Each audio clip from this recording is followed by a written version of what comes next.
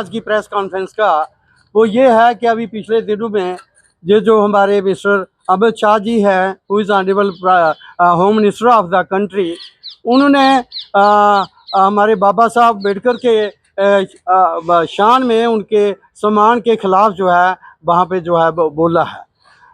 And that too he has spoken these words in the parliament.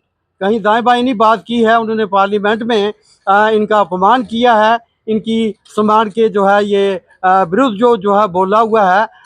मैं mister Amit Shah को याद करवाना चाहता हूँ कि ये जो हमारे डॉक्टर भीमराव अम्बेडकर जी जो हैं, ये सिर्फ father of constitution of India नहीं है, ये सिर्फ पहले फर्स्ट लॉ मिनिस्टर जो हैं वो कंट्री के वो नहीं हैं, ये सिर्फ वो शख्स नहीं है जिनको भारत रत्न जो है मिला हुआ है। ये अम्बेडकर साहब जो हैं, ये पूरे जो दलित बहुजन जो हैं, ये जो वुमन फॉक जो है, उनकी रूह है, उनके जो भगवान हैं।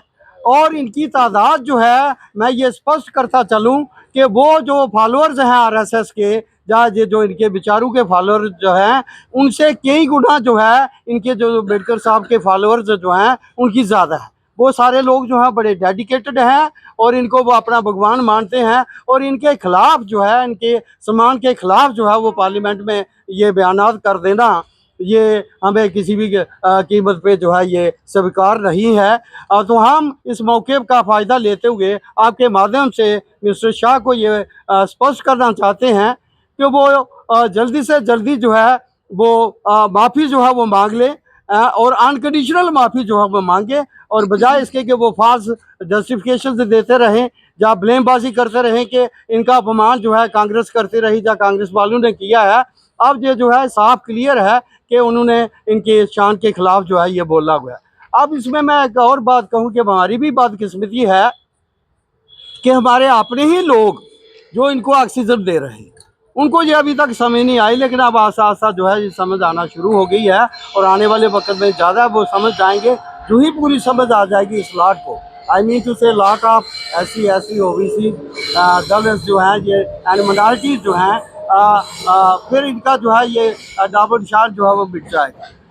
ये जो भाषा जो बोल रहे हैं, ये पिछले इनके जो RSS के लीडर्स रहे हैं, आई वे मेक ए मेंशन ऑफ, चाहे वो गोवालकर रहे हैं, चाहे जो है इनके सावरकर जो रहे हैं, इन्होंने क्या किया हुआ है कि चाहे इनके हेडगवार जो रहे हैं, वो हमेशा वो डॉक्टर साहब की फिलासफी जो है, उनके विचार जो है उनको अपोज करते रहे, और उसी को शायद लेके जो वजह है ये चल रहा है। तो हम सारे जो है पूरे जोर से इनके रिमार्क्स जो हैं उनकी निंदा करते हैं, उनको कंडम करते हैं, उनको क्रिटिसाइज करते हैं, और इनको वार्न करते हैं कि जल्दी से जल्दी जो है ये प्लाट से जो है ये माफी जो है वो मांग ले। देश के अंदर, पूरे देश के अंदर उसके एंटी ये पूरी लहर है कि उन्होंने इससे डेरोगेटरी जो वर्ड्स बोले हैं बाबा साहब के मतलब खिलाफ में बोले, उनकी रिस्पेक्ट के खिलाफ जो अमित शाह ने जो बयान दिया है, वो कहते हैं एक फैशन बन गया है।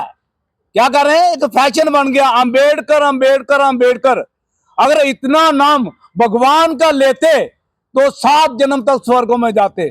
मैं अमित शाह को कहना चाहूंगा, आज हम स्वर्ग पर हैं तो बाबा साहब के संविधान के कारण है। आज औरतें अगर स्वर्ग में हैं तो बाबा साहब के संविधान के कारण। हम धरती पर, इस धरती पर स्वर्ग है तो बाबा साहब के संविधान के कारण। हम बाबा साहब को अपना भगवान मानते हैं। आज चाहे औरतों की बात हो, औरतों के मुक्तिदाता, मैं जो लेबर क्लास की बात करूंगा उनके मुक्तिदाता, दलितों पिछड़ों के माइनॉरिटी के उनके मुक्तिदाता बाबा साहब हमारे भगवान हैं। क्या कहा इनको, इन्होंने क्या इनके लिए बाबा साहब के रिस्पेक्ट है? आज ये सांप इनके जो मन के अंदर है वो बाहर आ गया है। आज अमित शाह के मन के अंदर की बात है, इनके दिमाग के अंदर जो गंद है वो सारा बाहर आ गया है। आज बाबा साहब का नाम तक, बाबा साहब का नाम तक ये टॉलरेट नहीं कर रहे हैं। आज इनको डर लग रहा है, बाबा साहब के नाम से डर रहा है, डर लग रहा है, उनकी मूर्तियों से डर लग रहा है, क्योंकि बाबा साहब की मूर्तियां यही तोड़े। बाकी जितने भी हमारे डेवलप्ड कंट्री, जितने हमारे देश हैं, बाबा साहब की मूर्तियां बना रहे हैं, लेकिन ऐसे माइंडसेट के लोग हैं जो बाबा साहब की मूर्तियां तोड़ रहे हैं और उनकी डिसरिस्पेक्ट कर रहे हैं।